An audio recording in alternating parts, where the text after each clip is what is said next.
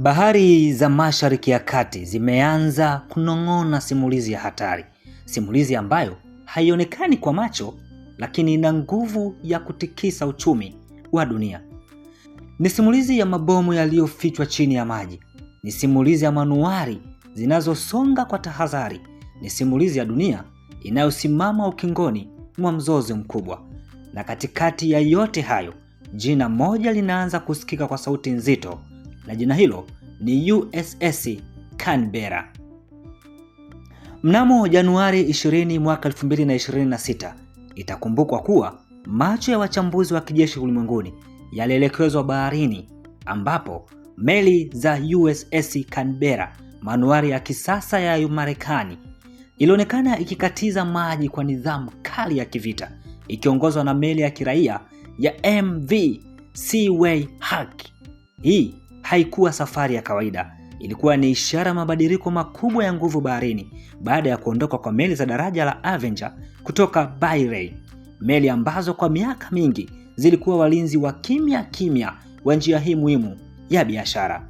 Kuondoka kwao kuliacha pengo, na pengo hilo sasa linalazwa na kizazi kipya, lakini kisicho na majibu yote. Katika vita vya kisasa, si kila silaha inahitaji kuwa na gharama kubwa ili kuwa hatari sana. Mabomu ya majini ni mfano hai. Kwa gharama ndogo tu yanaweza kusimamisha meli za mamilioni ya dola. Kwa kificho yanaweza kufunga njia nzima ya biashara ya kimataifa. Na Irani ina historia ndefu ya kutumia mbinu hii katika Persian Gulf, ikiwemo mitego ya chini ya maji ambayo inaweza kuripuka kwa mguso mdogo tu. Leo katika hali ya mvutano mkali, uwezekano wa mbinu hii kurejea si hadithi tena, ni tishio halisi kwa sasa. USS Canberra ni sehemu ya meli za daraja la Tiro Gabbard Ship LCS zilizobuniwa kwa kasi, kubadilika na uwezo wa kukabiliana na vitisho mbalimbali. Lakini changamoto zake ni wazi kwamba ni kubwa zaidi kuliko meli za Avenger. Ina mwili wa chuma unaoweza kuchochea mabomu ya sumaku, lakini pia haina silaha nzito za kutosha kwa vita vya muda mrefu.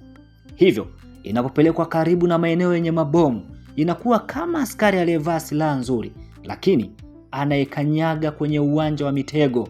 Na hapo ndipo mjadala mkali unapoanza. Je, teknolojia mpya inaweza kushinda hatari za msingi za kimwili?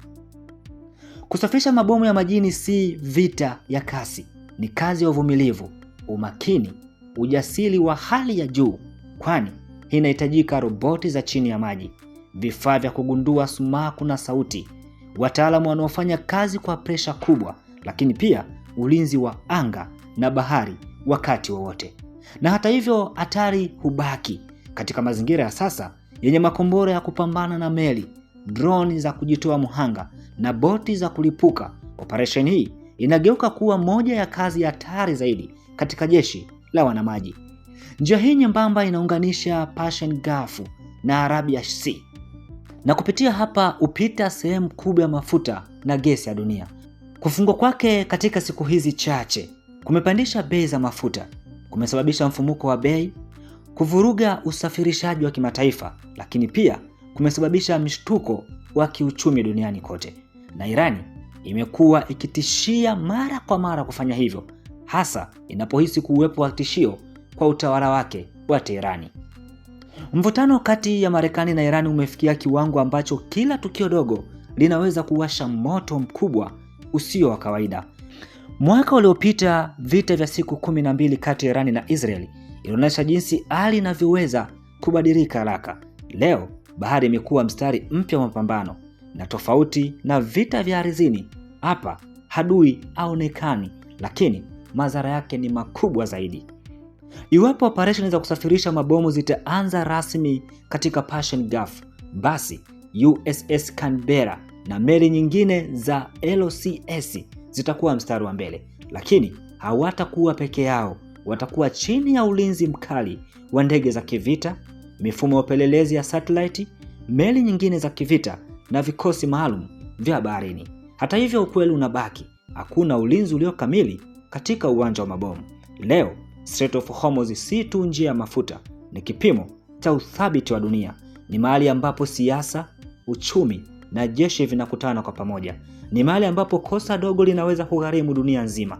Na katikati ya maji hayo, USS Canberra inaendelea kusonga taratibu, kwa tahadhari lakini kwa ujasiri mkubwa, ikiandika historia ambayo huenda ikaamuliwa si kwa kelele za mabomu, bali kwa mlipuko mmoja tu usioonekana, usiotarajiwa na usiosamehe. Bahari iko kimya, lakini chini yake dunia inashikilia pumzi. Na hii ni Shehena Media.